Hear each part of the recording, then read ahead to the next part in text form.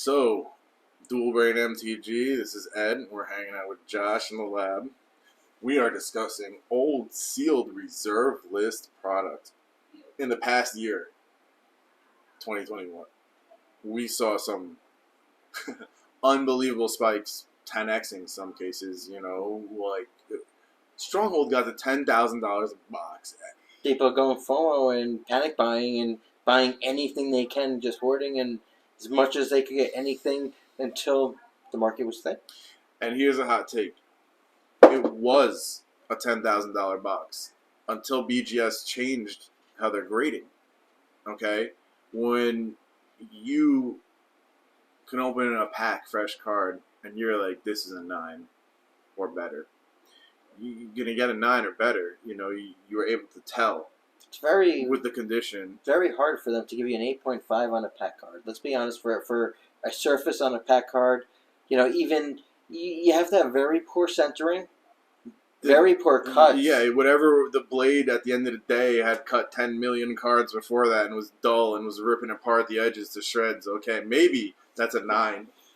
That's what they were giving the expeditions when they came out. Actually, they had an issue with the edges. Those are tough. Shredded. Let's be honest. Even the older cards, because of the paper and stuff, you get a little rougher to say, oh, the surface isn't great for clarity or something. I'm going to ding the surface for that.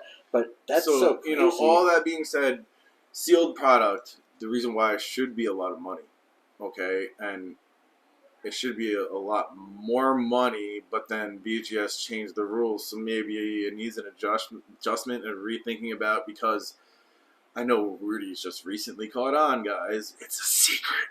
Did you know that you can grade the old cards and get 5 to 10 times the near mint value? Sometimes more. Depends, really. Yeah, so you can open the boxes and get all these cards and grade them and get crazy money. Yeah. Welcome to our world.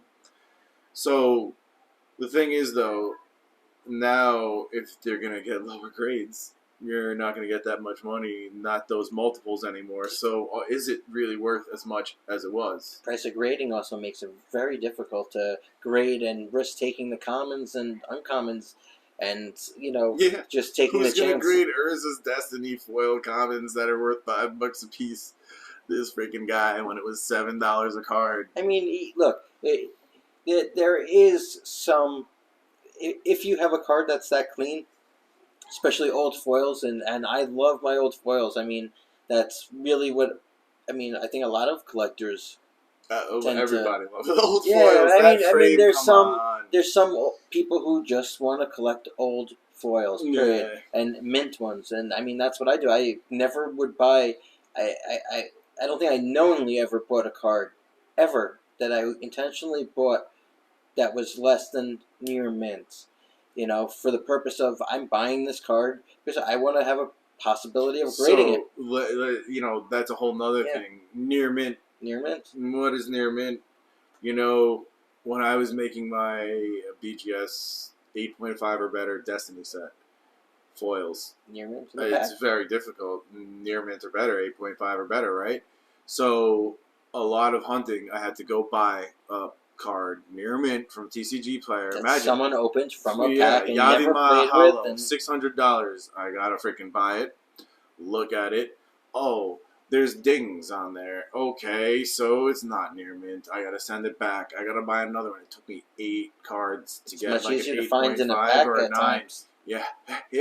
And take less time, and how many times you can get it regraded, and how many years is it going to take, and back and forth, just and knowing so on and so forth. Who you got it from, the fact that it wasn't played, it was opened from a pack. Yeah, I don't think I'd attempt this actually now.